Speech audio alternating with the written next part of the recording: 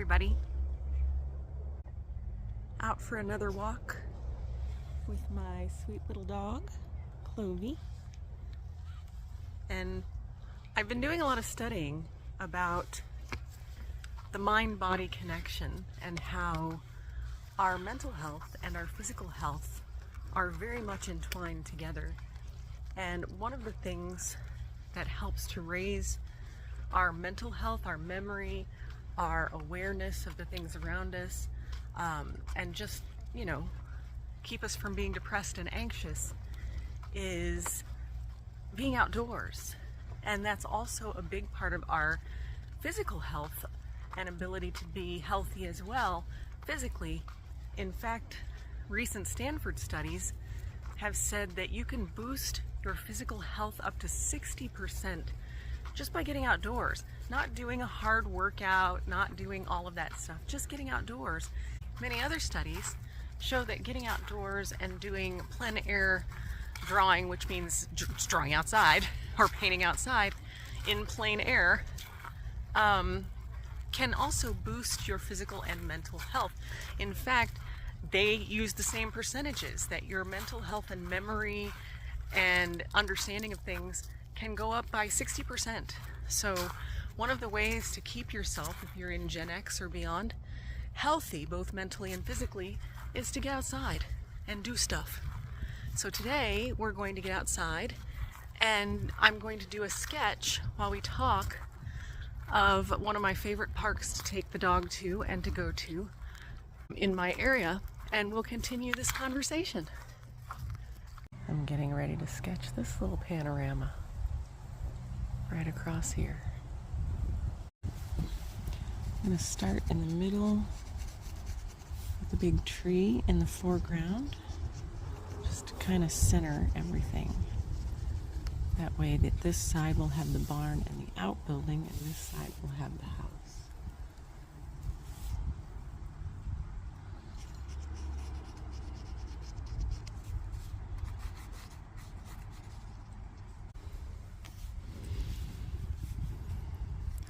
This tree is a little wider than I'm depicting.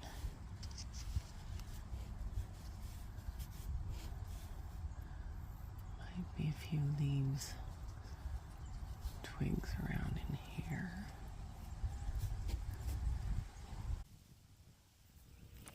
Now, I would encourage you to sit down and sketch what you see, because sketching and looking at things changes your whole way of looking at things, at seeing them. And even if you don't feel like you're any good, the more you do it, the more you see and the more interesting you find things around you. So let's talk a little bit about the mind-body connection.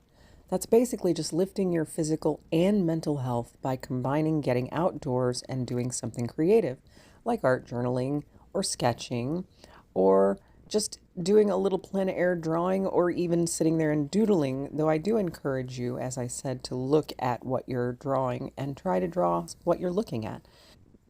They offer notable physical and mental health benefits by merging your artistic expression and creative expression, your art journaling, with exposure to nature. There are many mental health benefits. It enhances your creativity. Walking in natural settings can boost your creative thinking by up to 60%, as found in a Stanford University study. It just improves your mental well-being. Participating in artistic activities like painting and drawing has been linked to higher life satisfaction, happiness, a sense of purpose. It also restores your attention. According to attention restoration theory, or ART theory, natural environments can replenish your depleted attention resources.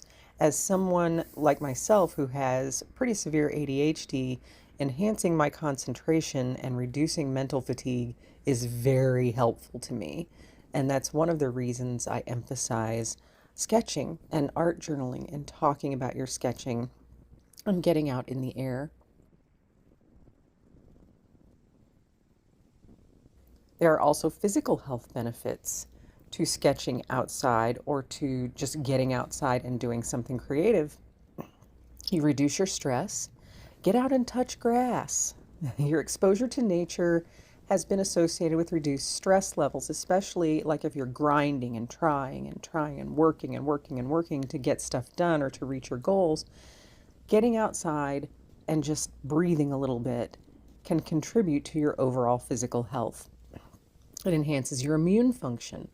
Time spent in natural environments, sketching or walking around, taking photos that you want to sketch later, these can boost your immune function.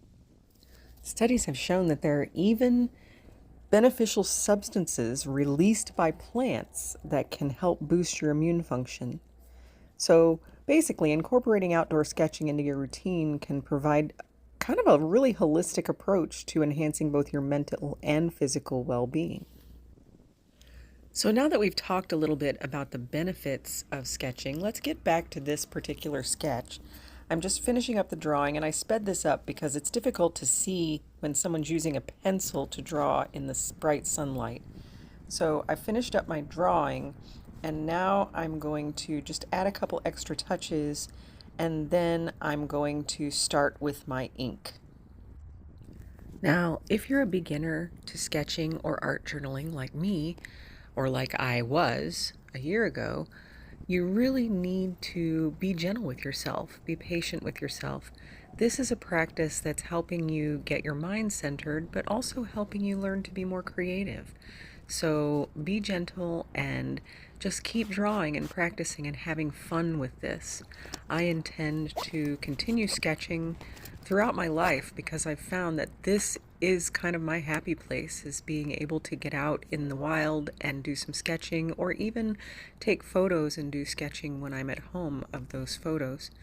So just be patient with yourself, and if you want to learn new techniques, this channel is there for that as well. We're not just talking about the mental health benefits or physical health benefits of sketching and being creative. We're also going to talk a little bit about technique and drawing and perspective and stuff like that. Right now, I drew in the composition first. Sometimes I just immediately start with pen, but when I draw in the composition, I tend to be a little more accurate once I start putting the ink down. A lot of people just do watercolor without anything else, and that's great, but since I'm kind of a novice at watercolor, I really enjoy doing a pen and ink piece itself before I get to the watercolor, because it helps me keep within the lines, I suppose. It's more like coloring instead of having to figure out, okay, where do you leave the white spaces and what do you do here and how you not muddy up this space. I really enjoy the combination of pen and ink and watercolor. So as someone who has severe ADHD, when I'm drawing like this, I found that I really get into this kind of focused, hyper-focused maybe, Zen place. I'm largely unaware of what's going on around me, though I'm aware enough that, like, if the forest caught on fire, I would know it. But I just get really into playing with bark textures or house textures or suggesting the shingles in my drawing. As many of you might know, many might not, you don't have to draw every shingle on a roof to make the roof look shingled. You just draw the suggestion of that. But as I'm working through the drawing, I'm really just in that little zone that I love to get into that helps calm my mind and stop it from racing and going all over the place, because my concentration is hyper-focused on the lines and marks that I'm making. This is another really nice benefit of working in a sketchbook like this and sitting at a picnic table outdoors. I was in a public park, so I had to turn it down a time or two, the volume, because there were kids shrieking around me, and when you speed up the video, that sound really turns into like you're being attacked by a crowd of rabid chipmunks or something. So that's another thing that I just wasn't really aware of that while I was doing the drawing of all those kids running around and screaming. So that's just something that really helps me with my ability to calm my mind down and just focus on what's in front of me, and it takes me out of the world for a little while. This drawing took me probably about an hour and 15 minutes to complete, and that was an hour and 15 minutes of not worrying about what's going on in the country, not worrying about what's going on locally, not worrying about my finances or paring down all of my house because we're planning a big move in several months from now, and all of those things just got quiet. And I was able to focus on just hearing the nature around me, hearing the birds, and making marks on my paper. And that's what this is really about. When you're journaling and sketching in a way that helps you with your mental health and your physical health, this is the getaway. If you can't afford to take a vacation, or you're only able to go around locally, this park with this house and these barns is one of my favorite local parks, and it is 5 minutes drive from my front door. So you don't have to travel widely to be able to do this. This is just one of those things that you can just get out of your head for a little while. Or if you've got kids that are driving you insane, take them to the park and you can sit and draw while they run around like little banshees and have a great time. So those are the kind of things that you can do. You could even sketch at another park, at like a playground park, while the kids are playing. Or obviously my channel is directed more toward Gen X and above, and most of our kids are either teenagers or grown and out. My own daughter is a full adult and lives in another state, so I don't have to worry about that so much. But I do love to just go around and find little vignettes to sketch. These rocking chairs, I had actually gotten up on the porch and moved them around for the composition. They were facing all kinds of different directions, so I thought I'd put them in a more personable way as I drew the front of this house and the little porch that was in there. I'm really enjoying the process at this point and getting those tiny little details in there. Not perfect, mind you. I wasn't shooting for perfect.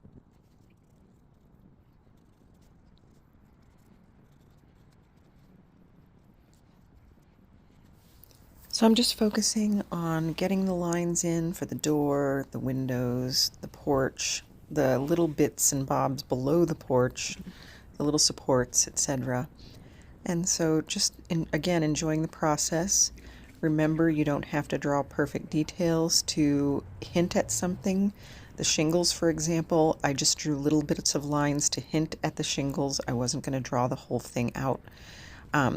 The windows, I did a little more detail to, and I tried to get the perspective right on the porch posts, etc.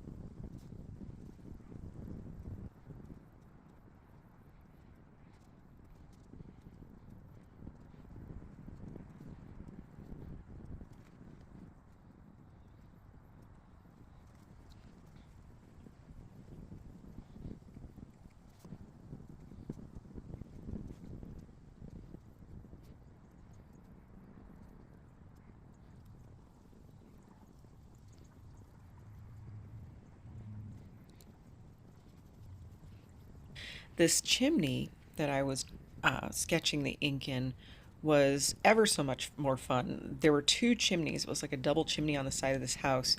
One was for the kitchens, I'm sure, and one was to warm the house. But drawing the little stone patterns inside the chimney was just such a good time. I enjoyed it thoroughly, and that really got me even further into the zone. The little rocking chairs on the porch, I remember, were good fun too, because I got up on the porch and actually moved them for a better composition before I sat down to draw. A couple times people came up and sat in them.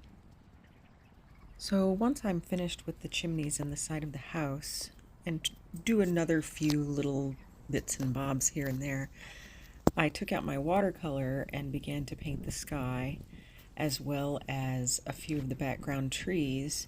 And then the session was over. I was there with a group of people who were also sketching, and the time was up, so I didn't finish anything but the sky in the background.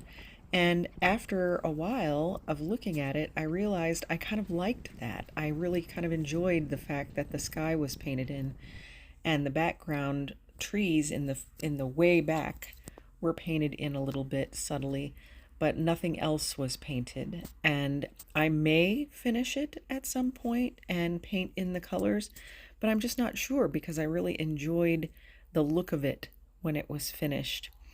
I'm not sure what happened when I was painting, but that video disappeared. So here's the final picture, a detail of the final picture. And I hope you hit the like button and subscribe to my channel for more information. And just don't forget, get out there and redraw your own life.